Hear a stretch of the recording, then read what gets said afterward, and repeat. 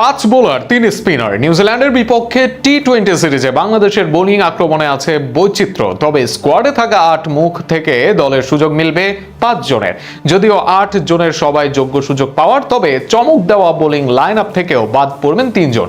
সব মিলিয়ে কারা থাকবেন শুরুর ম্যাচের একাদশে, কারা পড়বেন বাদ, একাদশের সম্ভাব্য বোলিং লাইন আপ নিয়ে থাকছে প্রতিবেদন।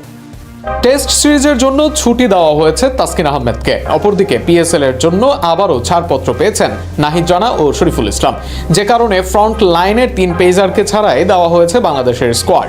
নতুন নির্বাচক প্যানেলের স্কোয়াডেও আছে নয়া মুখ, যাদের নিয়ে বাংলাদেশও করতে যাচ্ছে নয়া bowling line up. Pace bowling line আপে আছে 5 জন, যার 4 জনই ছিলেন না সর্বশেষ ওডিআই সিরিজে। এর মাঝে 2 জনই সিনিয়র দলের হয়ে অভিষেকের জন্য আছেন অপেক্ষায়, আবার 2 জন ফিরেছেন বেশ সময় পরে।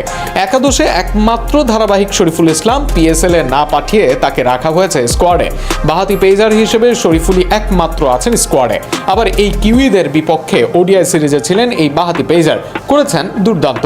টি-20 সিরিজেও দলের একাদশে থাকবেন তিনি। বোলিং আক্রমণে তার সাথে জুটি করতে এগিয়ে থাকবেন তানজিম হাসান সাকিব।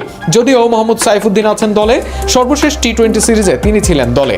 আবার বলের সাথে ব্যাট হাতেও পারফরমেন্স করতে পারেন তিনি। শেষ দিকে নিতে পারেন ফিনিশারের রোল, তবে ব্যাট করতে পারেন তানজিম সাকিবও। সেক্ষেত্রে সাকিব এগিয়ে থাকবেন তার শুরুর বোলিং ও পেসের জন্য। শুরুতে অতিরিক্ত বাউন্স সুইং আদায় করতে পারেন সাকিব, যে কারণে শরীফুলের সাথে করতে পারবেন জুটি। আবার ব্যাট হাতেও রাখতে পারবেন অবদান, যে কারণে সাইফুদ্দিনের চেয়ে একাদশে এগিয়ে থাকবেন শরীফুল। অপরদিকে 2 নতুন জনের মাঝে রিপন মন্ডল থাকবেন এগিয়ে। ডেথ ওভারে টানা ইয়র্কার দিতে পারেন, একই সাথে শুরুতেও দেখাতে পারেন ছন্দ, নিতে পারেন নিয়মিত উইকেট।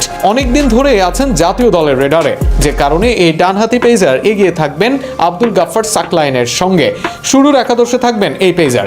2 স্পিনার হিসেবে শুরুর একাদশ সাজাবে বাংলাদেশ। সেক্ষেত্রে লেগি রিশাদ হোসেন থাকবেন নিশ্চিতভাবে। অপরদিকে নাসুম আহমেদ থাকলেও তার চেয়ে দলে এগিয়ে থাকবেন শাক মাহেদি।